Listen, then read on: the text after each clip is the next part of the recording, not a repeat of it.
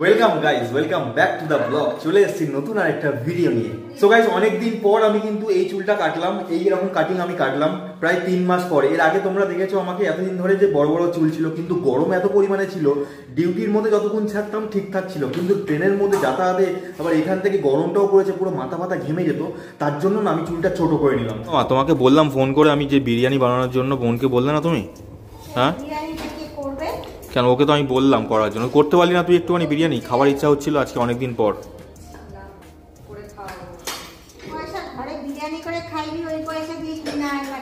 কিনে আনতে গেলে কিন্তু তুমি ভাবো, তুমি ভালো বিরিয়ানি যদি খেতে যাও তাহলে 100-300 টাকা এরকম পড়ে যাবে। আমি যদি 4 জনের মতো বানাই ঘরের মধ্যে, তাহলে কত টাকা কষ্ট পড়ে একটু বলো? তোমার মুখ থেকে শুনি।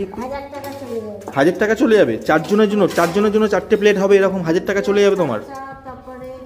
মাংস ম্যাক্সিমাম কত টাকা লাগবে? মাংস আই থিঙ্ক ম্যাক্সিমাম লাগবে তোমার 300 টাকা। 300 টাকা লাগবে তো মাংস একটা বিরিয়ানি বানাতে গেলে। ভালো লেগ পিস 4-5 পিস নিই। এও করলো না, মাও কুড়েমি করছে আজকাল দেখছি খাওয়া দাওয়া নিয়ে। তো যাই হোক, আর কিছু বলার নেই।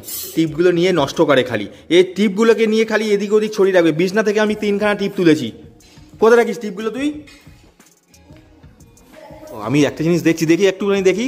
এর নাকে যে জিনিসটা হয়েছে না, এই নাক, এর বাবা যদি দেখে কি রিয়াকশন দেবে জানি না। বাবা এখনো পর্যন্ত আই থিঙ্ক মনে দেখেনি। তো ফাইনালি মা এখানে রুটি বেলে নিয়েছে, আর এদিকে বোন হচ্ছে রুটি ভাজছে। এখানে লেচিগুলো কমপ্লিট করা হয়ে গেছে, এখানে বেলাও কমপ্লিট হয়ে গেছে, আর এখানে ভাজা স্টার্ট হয়ে গেছে অলরেডি। এই টিপ, তুই টিপগুলো সেই নষ্ট করলি। হ্যাঁ দেখ কত টিপ, এই হাতে 3টে টিপ নিয়েছিস, এই হাতে 3টে 2 5টা, টোটাল 8খানা টিপ নিয়ে ঘুরে বেড়াচ্ছে আঙুলের মধ্যে। দেখো এর অবস্থা, দেখো শুধু একবার। এই তুই ওগুলো গিয়ে ঠিক জায়গা মতো রাখ, গিয়ে আগে নষ্ট করো না এই টিপগুলো। রুটিটা দেখো কত সুন্দর ফুলেছে। তুই দেখছি রুটি বানানো শিখে গেছিস রে। হ্যাঁ আগে কিন্তু না এই রুটি একদম বানাতে পারতো। আগে মাই রুটি বানাতো, যবে থেকে বিয়ে করে গেছে ওইখানে, তার ঠিক 1 বছর কি 1.5 বছর পর থেকে নিজের হাতে রুটি বানানো ভালোভাবে বানাতে শিখেছে। কি কোথায় নিয়ে যাচ্ছিস আমাকে তুই? কোথায়? কি ক্যাডবেরি? ক্যাডবেরি আছে মা? যা, ক্যাডবেরি খেও না তো মামা, দাঁতে পোকা ধরবে। লাগবে ক্যাডবেরি নেই তো।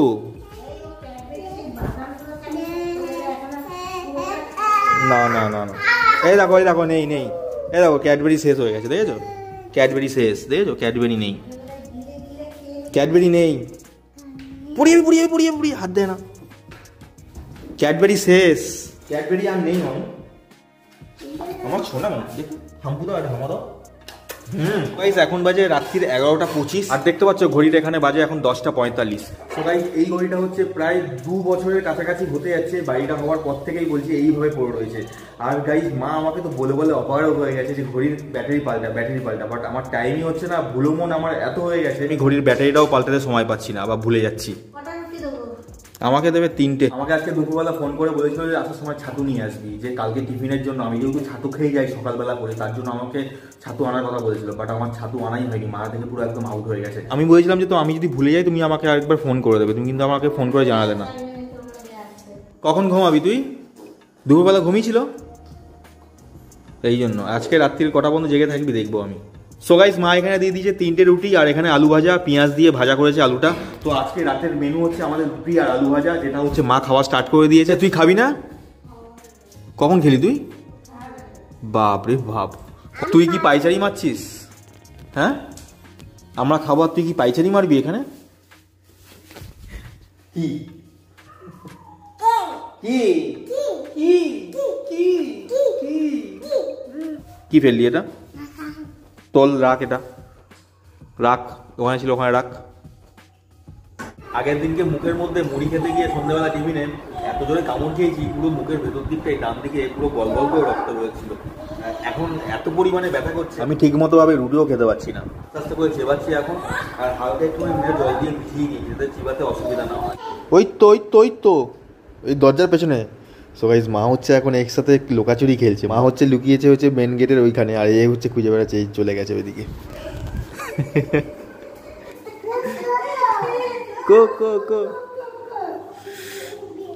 মা হচ্ছে একে খুব মিস করে। তো এরা তো চলে যাবে, কালকে আই থিঙ্ক চলে যেতে পারে, বা পরশু দিন চলে যেতে পারে। তো যাই হোক, মা যখনই একে পায় খুব ভালোবেসে এর সাথে সময় কাটানোর চেষ্টা করে, একে খুব ভালোবাসে। যখন চলে যায় মনটা একদম খারাপ হয়ে যায়। আমি তো জানি অ্যাকচুয়ালি মায়ের রিয়াকশনটা কিরকম হয়। মা মনের মধ্যে রেখে দেয়, মা মুখে প্রকাশ করে না। মা এখন ভাগ্নিকে নিয়ে দেখো বিছানার মধ্যে তুলেছে, এখন ঘুরে ঘুরে বেড়াচ্ছে বিছানার মধ্যে। আর এতক্ষণ ধরে যে আমি ভিডিওটা কন্টিনিউ করলাম, অর্ধেকটা এডিট করেছি। ফাইনালি এডিট করার পর মাকে দেখাচ্ছিলাম যে ভিডিওটা কেমন হয়েছে। স্বাভাবিক ব্যাপার, মা বলবে ভালোই হয়েছে। তোমাদের রিয়াকশনের অপেক্ষায় রইলাম। আপাতত এই ভিডিওটা আজকের মতো সমাপ্ত, কালকে আবার কন্টিনিউ রাখছি। চলো আজকের মতো গুড নাইট, শুভরাত্রি। সো গুড মর্নিং গাইস, এই জাস্ট ঘুম থেকে উঠলাম, এখন প্রায় বাজে 8:50। রান্না হয়েছে মা? এখন হয়নি, বেরোবো তো তাড়াতাড়ি নাও। আজকে কিন্তু বাইরের দিকে যেমন মেঘলা করেছে আর তেমন কুয়াশাও দিয়েছে। যদি এখন তোমার রান্না কমপ্লিট না হয় তাহলে মা এই ডালটা দিয়ে দিও, ডালটা নিয়ে চলে যাবো। চলো এখন তাহলে আমি স্নান ফান করি, স্নান ফান করে বেরোতে হবে। আর গা হাত পুরো একদম ব্যথা হয়ে গেছে, এত ব্যথা হয়ে গেছে না, হাত পা কাঁপ, এই ঘাড়ে। আর কালকে আমার হচ্ছে ঘাড়ে লেগে গেছে হঠাৎ করে, জানি না কী করে লাগলো, কিন্তু যন্ত্রণা করেছে। আর তেমন গালের ব্যথাটা না রাত্রিবেলার দিকে এত করছিল, আরও ব্যথা যেন বেড়ে গেছে আমার। বুঝতেই পারছি না, আমার মনে হয় ওষুধ খেতে হবে, ওষুধ না খেলে কমবে না এটা আমার। সো গাইস চলো ফাইনালি রেডি হয়ে গেছি, স্নান করে এই জাস্ট আসলাম। এখন তুমি ঘুম থেকে কখন উঠলে? কি খাচ্ছ এটা দেখি? ডিম ভাজা দিদুন করে দিয়েছে, বাহ খুব সুন্দর। আস্তে আস্তে খাও। ও হয়নি এখনো মা? তাতেই নাও না, দেরি গেছে, 9:15 বাজতে গেছে।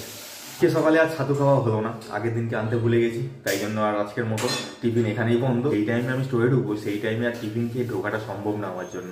তো যাই হোক চলো দেখা যাক, যদি সময় হয় তাহলেই খেতে পারবো।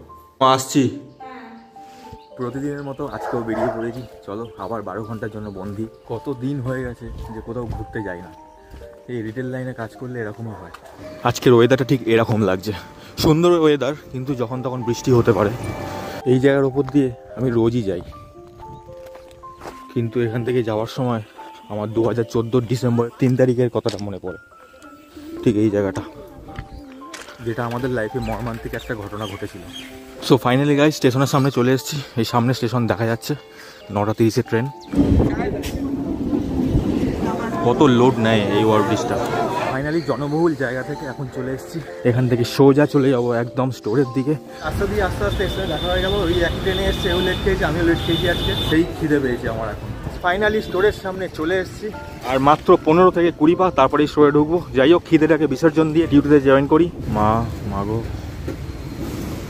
জানি না খাবার জুটবে কিনা। স্টোরের সামনে চলে এসেছি, এবার স্টোরে ঢুকবো আমি। টাকাই মানুষকে অহংকারী বানায়, আর এই টাকাই মানুষকে অন্ধকারে ঠেলে দেয় কোথাও না কোথাও, এটাই সত্যি।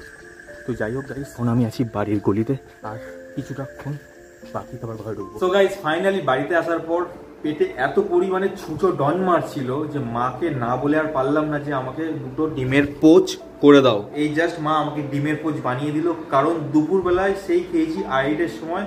তারপর থেকে এখনো পর্যন্ত জল ছাড়া কিছু মুখে দিইনি। রিটেল লাইনে জব এরকমই, যারা আমার মতো রিটেল লাইনে জব করো তারা অবভিয়াসলি জানো, সেম জিনিসটা আমার ক্ষেত্রেও তাই প্রযোজ্য। যাই হোক এখন এটা খাবো। আজকের ব্লগটা এখানেই শেষ করছি, দেখা হচ্ছে নেক্সট ব্লগে। গাইস তোমরা প্লিজ আমাকে সাপোর্ট করো। ওয়েস্ট বেঙ্গল থেকে যারা দেখছো, ইন্ডিয়ার মধ্যে থেকে যারা দেখছো, ইন্ডিয়ার বাইরে থেকে যারা দেখছো, সবাই অ্যাপ্রিসিয়েট করছো, কিন্তু আমাকে সাবস্ক্রাইব করো। আমার ভিডিও দেখছো ঠিকই, কিন্তু প্লিজ সাবস্ক্রাইব করো, আমাকে লাইক করো, কমেন্ট করো, আমাকে মোটিভেশন দাও। আরও আমি মোটিভেশন চাই তোমাদের কাছ থেকে। আজকের ব্লগটা এখানেই শেষ করছি, দেখা হচ্ছে নেক্সট ব্লগে। আর কালকে আমার ছুটি। গুড নাইট, শুভরাত্রি, সবাই ভালো থেকো।